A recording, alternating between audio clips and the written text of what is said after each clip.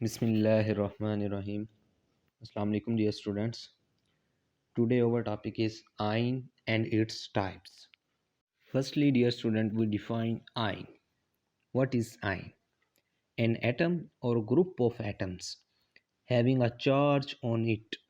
Charge may be positive or negative. Dear student, जो ये term है आयन, एटम या ग्रुप ऑफ एटम, ये एटम भी हो सकता है या ग्रुप ऑफ एटम्स भी हो सकते हैं, इनके ऊपर चार्ज होगा, या वो पॉजिटिव चार्ज होगा या वो नेगेटिव चार्ज होगा। दो कैटेगरी में हम इसको डिवाइड करते हैं इनको। पॉजिटिव चार्ज हुआ तो कैटाइन, नेगेटिव चार्ज हुआ तो एनाइन। डियर स्टूडेंट, इसकी एग्जांपल अगर हम देखें तो sodium ion positive charge, potassium इसके ऊपर भी पॉजिटिव चार्ज है, calcium +2 charge, oxygen -2, hydroxide ion minus charge. ठीक है, ये कुछ पॉजिटिव और कुछ नेगेटिव चार्ज हैं, ये आयंस। दो कैटेगरी में हमने इसको डिवाइड कर लिया, कैटाइंस और एनाइंस। पॉजिटिव वाले कैटाइन और नेगेटिव वाले anions. Dear student, cation an atom or group of atoms carrying a positive charge is called cations. Atom या ग्रुप ऑफ एटम जो पॉजिटिव चार्ज कैरी करते हैं, जो पॉजिटिव चार्ज रखते हैं, उनको हम कहते हैं cations. For example sodium cation, potassium cation, calcium cation और ammonium cation etcetera. Dear student, अगर हम इसकी फॉर्मेशन की बात करें कि कैटाइन किस तरह बनते हैं, कैटाइन तब बनता है जब एक न्यूट्रल एटम के अंदर से एक इलेक्ट्रॉन, एक या एक से ज़्यादा इलेक्ट्रॉन निकाल दिया जाए, लूज कर दे वो neutral atom. Cation is formed when a neutral atom loses one or more electrons. Charge of cation depends upon the number of atoms lost by the atom. ये जो कैटाइंस हैं, इनके ऊपर चार्ज हम देख रहे हैं एग्जाम्पल में कि जो सोडियम है +1 चार्ज है इस पे, जो कैटाइन है इस पे भी प्लस चार्ज है, कैल्शियम पे +2 है, ठीक है, आयरन पे +3 है।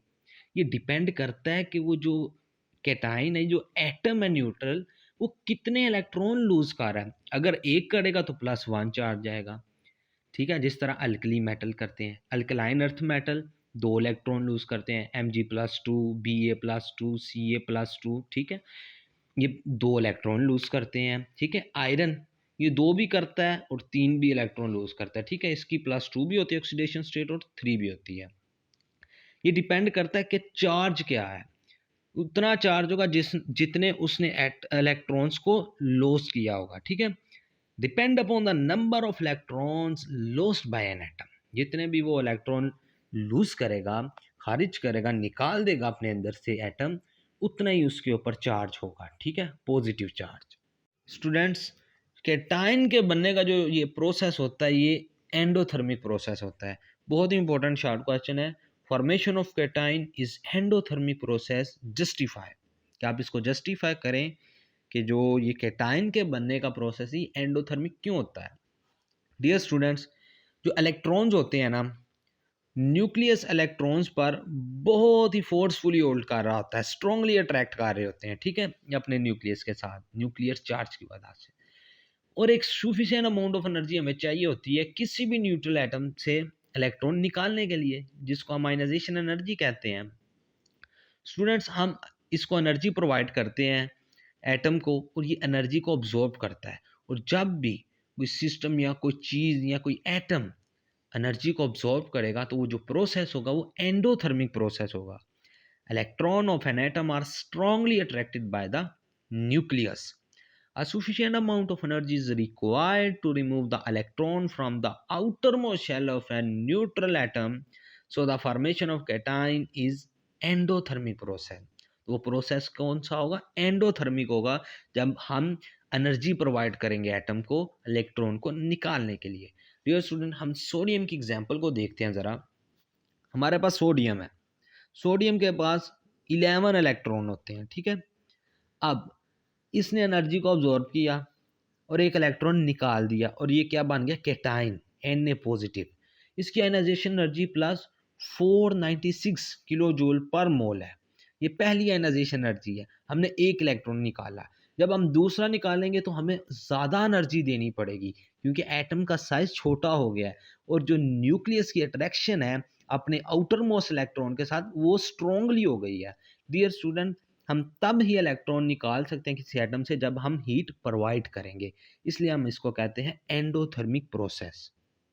डियर स्टूडेंट्स, अब हम आयन की दूसरी टाइप की तरफ आते हैं, anion. An atom or group of atoms having a negative charge is called anion. For example, Cl negative, Br negative, OH negative, etc. ऐसे एटम या ग्रुप ऑफ एटम जिनके ऊपर नेगेटिव चार्ज होगा डियर स्टूडेंट, हम उसको कहेंगे A9. हम इसकी फॉर्मेशन की बात करते हैं कि एनाइन किस तरह बनते हैं। A9 is formed when a neutral atom gains one or more electrons. A9 तब बनेगा जब एक न्यूट्रल एटम गेन करेगा एक या एक से ज़्यादा इलेक्ट्रॉन। ये भी चार्ज पे डिपेंड करता है। वो कैटायन के चार्ज पे डिपेंड करता था कि कितना चार्ज होगा किसी एटम के ऊपर। ये एनाइन के चार्ज पे डिपेंड करता है कि ये कितने एक्सेप्ट कर रहा है इलेक्ट्रॉन। डियर स्टूडेंट, हम एग्जांपल देखें क्लोरीन की। क्लोरीन के पास 7 इलेक्ट्रॉन है इसके आउटर मोस्ट शेल में, एक एक्सेप्ट करेगा, इसके ऊपर नेगेटिव चार्ज आ जाएगा 1। ऑक्सीजन ये 2 इलेक्ट्रॉन को एक्सेप्ट करेगा, इसके ऊपर -2 आ जाएगा।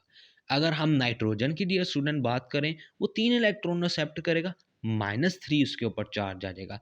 ये चार्ज ये जो डिपेंड करता है कि जितने एटम उसने इलेक्ट्रॉन उसने एक्सेप्ट किए हैं, गेन किए हैं, उतना चार्ज आ जाएगा एटम के ऊपर। वो नेगेटिव में आएगा, इसे हम कहेंगे एनाइन। डियर स्टूडेंट, ये जो formation of uninegative ion होते हैं ना, ये एक्सोथर्मिक प्रोसेस होते थे। कैटायन तो एंडोथर्मिक प्रोसेस होते थे, ये एक्सोथर्मिक प्रोसेस होते हैं। इसमें से हीट रिलीज होती है, जब कोई इलेक्ट्रॉन ऐड होता है किसी एटम के अंदर तो हीट रिलीज होती है, और इस प्रोसेस को हम कहते हैं exothermic process. Energy is released when an electron is added to an isolated atom. So the formation of uninegative ion is exothermic process. Dear student, हम फ्लोरीन की एग्जांपल देख सकते हैं। फ्लोरीन 7 इलेक्ट्रॉन है, न्यूट्रल एटम है, इसके अंदर एक इलेक्ट्रॉन हमने ऐड किया तो F नेगेटिव, और ये कितनी रिलीज करता है एनर्जी, -328 किलो जूल पर मोल। ये इतनी एनर्जी रिलीज करता है। डियर स्टूडेंट, ये हमने बात की यूनी नेगेटिव आयन। ये एक बहुत ही इंपॉर्टेंट क्वेश्चन है कि यूनिनेगेटिव आयन एक्सोथर्मिक होता है, तो डायनेगेटिव आयन कौन सा प्रोसेस होगा। डियर स्टूडेंट, ये एमसीक्यू के लिए बहुत इंपॉर्टेंट है। वो एंडोथर्मिक प्रोसेस होगा।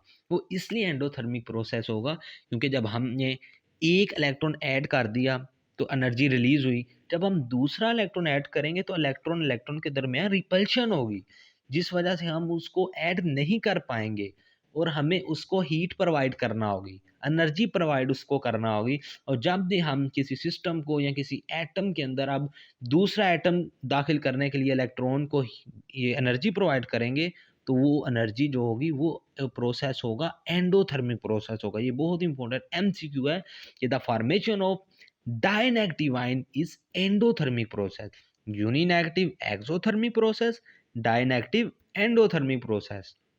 डियर स्टूडेंट, अब हम पॉलीएटॉमिक आयंस की बात करते हैं। ऐसे आयंस जिनके अंदर ग्रुप ऑफ एटम मौजूद हो, ठीक है, जिस तरह MnO4 हो गया, ठीक है, H3O पॉजिटिव हो गया, NH4 हो गया, P2 नेगेटिव, PO2 नेगेटिव 4 हो गया, etcetera.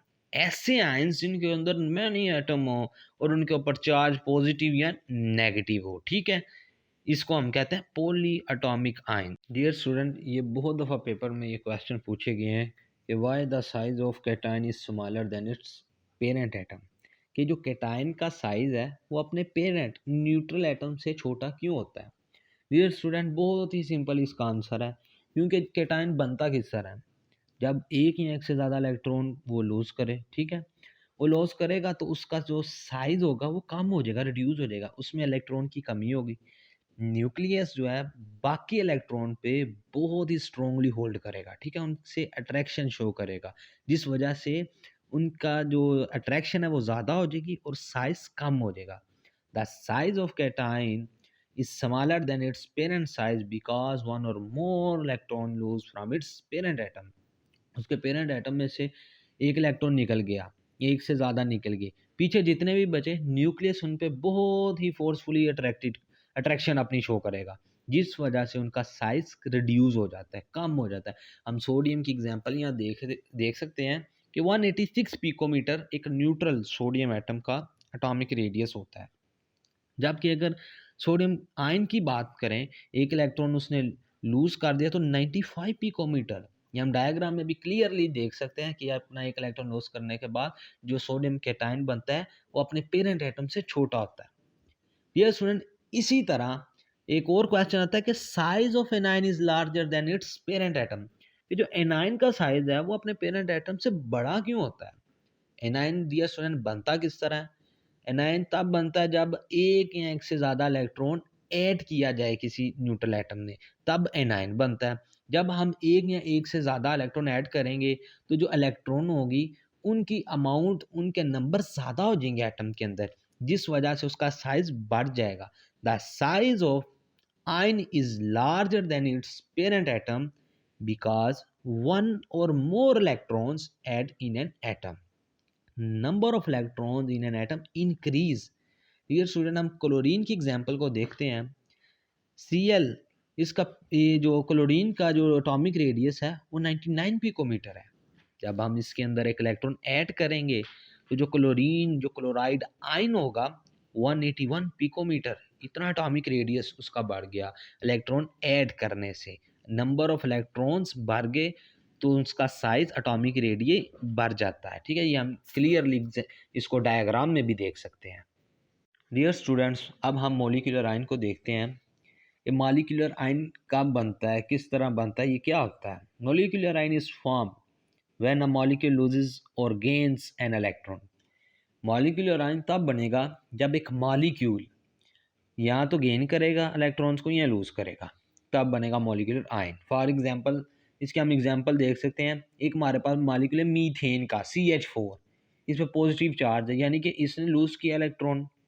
Carbon monoxide CO negative, sorry CO positive, इसने भी एक इलेक्ट्रॉन को लूज किया होगा। N2 नाइट्रोजन का मॉलिक्यूल, ठीक है, ऑक्सीजन का मॉलिक्यूल, हाइड्रोजन का मॉलिक्यूल, ये आप एग्जांपल देख सकते हैं। डियर स्टूडेंट, हमने आयंस के बारे में ये बात कही थी, N atom or group of atom having a charge. एक एटम, ये ग्रुप ऑफ एटम हमने कहा था वहाँ।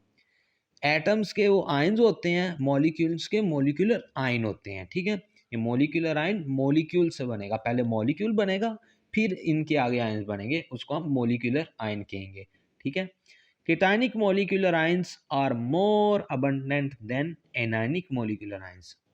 डियर स्टूडेंट, ये MCQ है। ये कैटायनिक मॉलिक्यूलर आयन ये मोर अबंडेंटली प्रेजेंट होते हैं नेचर में एनायनिक मॉलिक्यूलर आयन की निस्बत। अगर हम इसकी फॉर्मेशन की बात करें, ये फॉर्मेशन ऑफ मॉलिक्यूलर आयन, इनकी फॉर्मेशन किस तरह होती है? Molecular ions are formed by passing high energy electron beam और अल्फा पार्टिकल्स और X ray through a gas. जब गैस में से एक डिस्चार्ज ट्यूब है हमारे पास, उसके अंदर एक गैस है, जब ये गैस में से अल्फा पार्टिकल एक्स रे या हाई एनर्जी इलेक्ट्रॉन बीम पास करेंगी तो मॉलिक्यूलर आयंस बनेंगे। डियर स्टूडेंट, आज के लेक्चर में हमने आयंस, उसकी टाइप्स कैटायन और एनायन, और ये एंडोथर्मिक और एक्सोथर्मिक प्रोसेस को शो करते हैं। कैटायन जो है ये एंडोथर्मिक प्रोसेस को शो करता है, जबकि एनायन एक्सोथर्मिक प्रोसेस को शो करता है। यूनिनेगेटिव एनायन, ठीक है, डाइनेगेटिव एनायन वो एंडोथर्मिक प्रोसेस को शो करेगा। और लास्ट में हमने मॉलिक्यूलर आयन को डिस्कस किया। I hope you understand this lecture. Thank you very much.